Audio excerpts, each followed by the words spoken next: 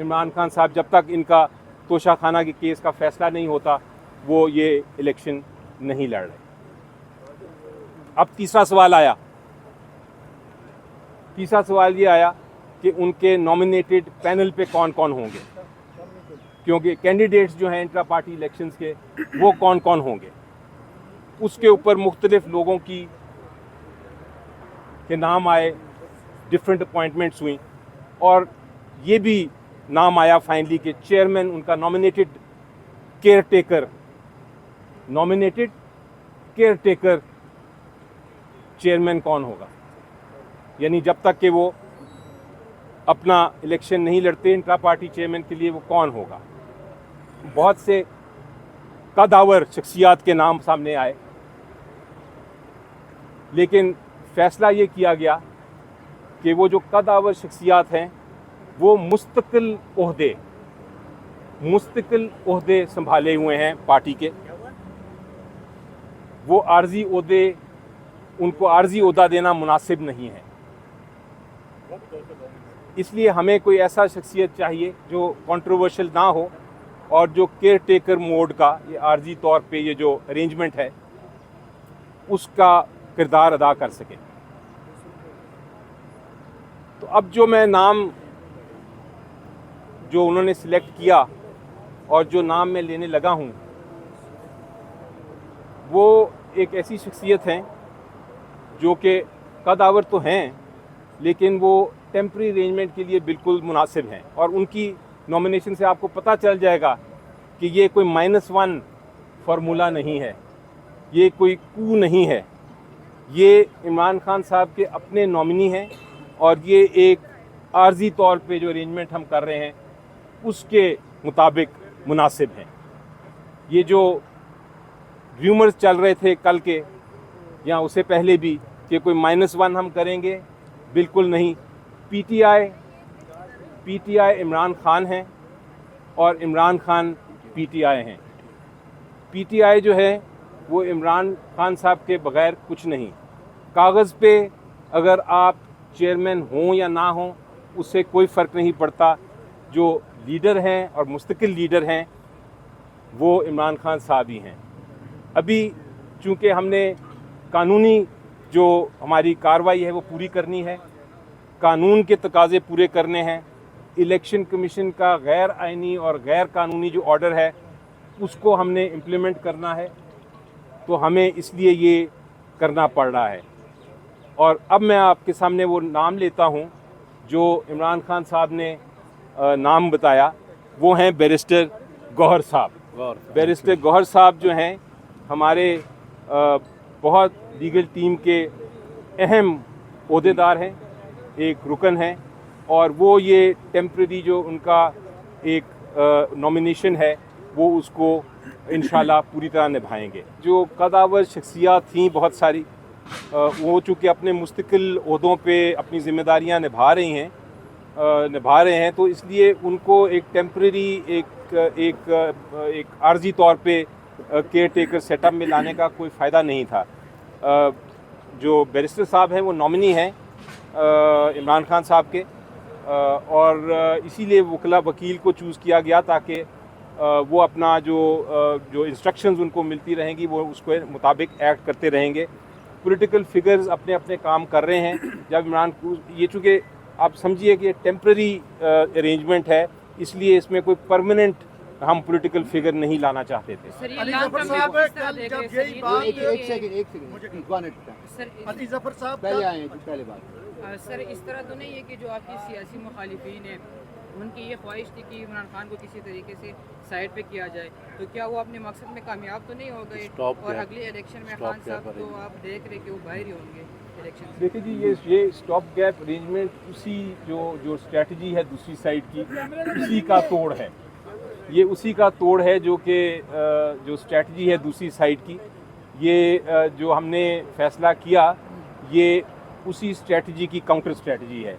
ये कोई -1 नहीं, जिस तरह मैंने कहा, ये कोई कू नहीं, और ये जो नॉमिनेशन है उससे ही आपको ज़ाहिर हो जाता है कि ये प्योर नॉमिनेशन है और प्योर टेम्प्रेरी अरेंजमेंट है।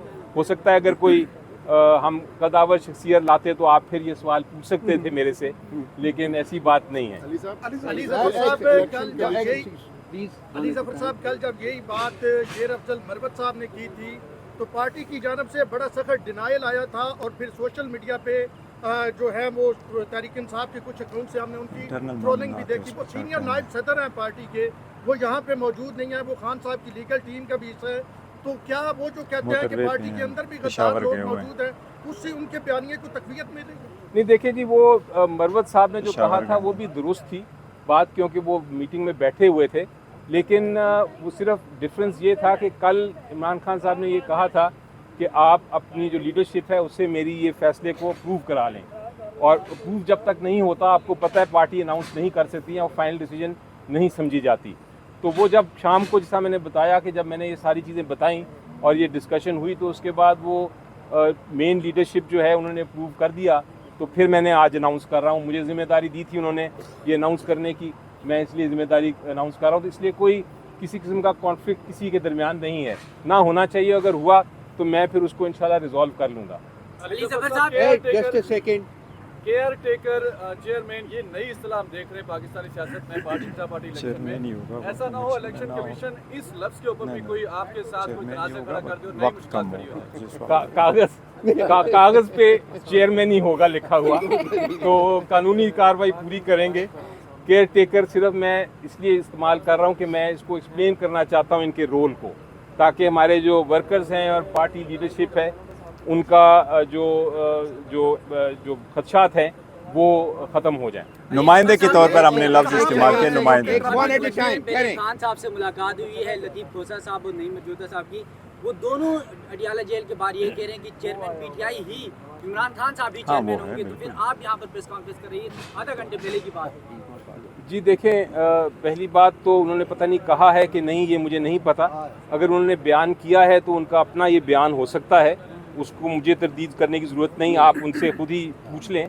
लेकिन ये मैं अपने ज़ाती तौर पे आपको राय दे दूं कि ज़ाती तौर पे मेरी नज़र में जो हकीकतन चेयरमैन हैं पार्टी के, वो इमरान खान साहब ही होंगे। तो अगर वो ये कह रहे हैं तो ये शायद हकीकतन बात कर रहे हैं, कानूनी तौर पे जो भी और हो। साहब आपके पास बड़े सियासी लोग हैं, रऊफ साहब भी थे, बाकी भी लोग थे, बैरिस्टर साहब के ऊपर कोई एतराज़ नहीं, आपका फैसला है।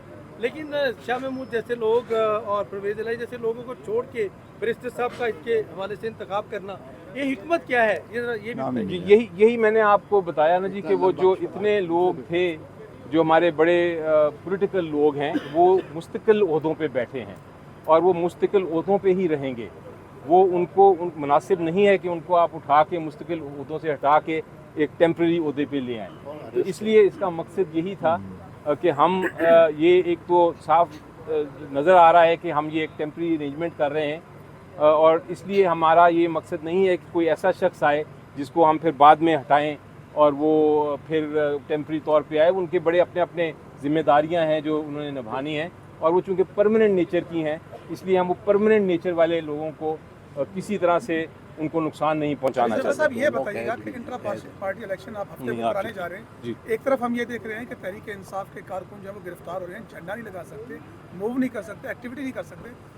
एक सवाल तो ये, दूसरा ये कि इलेक्शन करा कहाँ रहे हैं, और अगर गिरफ्तारियाँ होती तो फिर वो कौन सी आप देखिए, हमारे जो इलेक्शन कमिश्नर हैं, चीफ इलेक्शन कमिश्नर, और उनके साथ जो उनके दूसरे लोग हैं, वो पूरी तरह आइन के मुताबिक साफ शफाफ इलेक्शन कराएंगे। जो इलेक्शन का प्रोसेस है और किस जगह पे होना है, कैसे होना है, उसमें मेरी कोई इंटरफेरेंस नहीं है, ना होनी चाहिए, क्योंकि वो जो हमारे इंडिपेंडेंट लोग हैं वही अपने कायद और जो रूल्स एंड रेगुलेशंस है उसके मुताबिक बनाएंगे।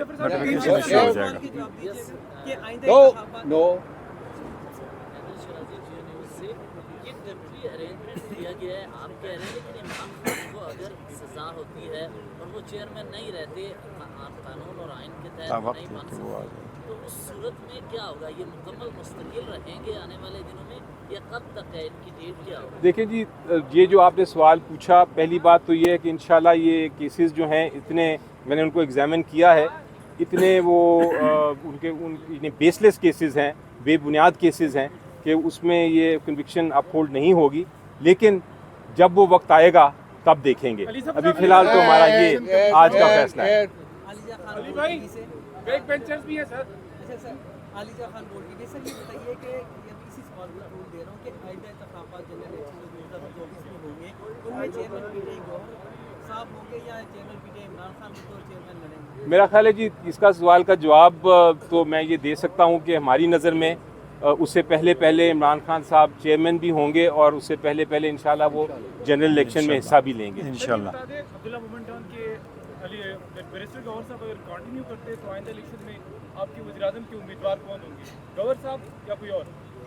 देखिए वो तो बड़ा क्लियर है कि वज़ीर आज़म साहब इमरान खान साहब ही होंगे हमारे, उसमें कोई शक नहीं है। तो ये सवाल जो है ये आई थिंक आपने समझा नहीं कि मैंने क्या अभी गुफ्तगू की थी। अली जफर साहब, इलेक्शन कमीशन ने इंट्रा पार्टी इलेक्शन के साथ आपकी नेशनल काउंसिल को भी उड़ाया है, उसको भी एक्सेप्ट नहीं किया, तो नेशनल काउंसिल के इलेक्शन भी साथ होंगे क्योंकि इलेक्शन कमीशन कहता है उसके अलावा अगर हुए तो फिर एक्सेप्ट नहीं करेंगे। जी सारे पैनल मैंने एक जितने बाकी पैनल के लोग हैं और मुख्तलिफ जो कैंडिडेट्स हैं उन सब के नॉमिनेशंस फाइल होंगी और वो बाकायदा इलेक्शन होगा जिस तरह कानून कहता है और जिस तरह इलेक्शन कमीशन ऑफ पाकिस्तान ने कहा है। मैं फिर दोहराता हूँ कि इलेक्शन कमीशन ऑफ पाकिस्तान का ऑर्डर गैर आइनी और गैर कानूनी है क्योंकि इलेक्शन हम करा चुके थे, लेकिन हम फिर भी उसको मान रहे हैं क्योंकि हमारे ख्याल के मुताबिक किसी किस्म का बहाना नहीं देना चाहिए इलेक्शन कमीशन को या किसी और को कि वो ये इलेक्शंस में हमें हिस्सा लेने से रोके।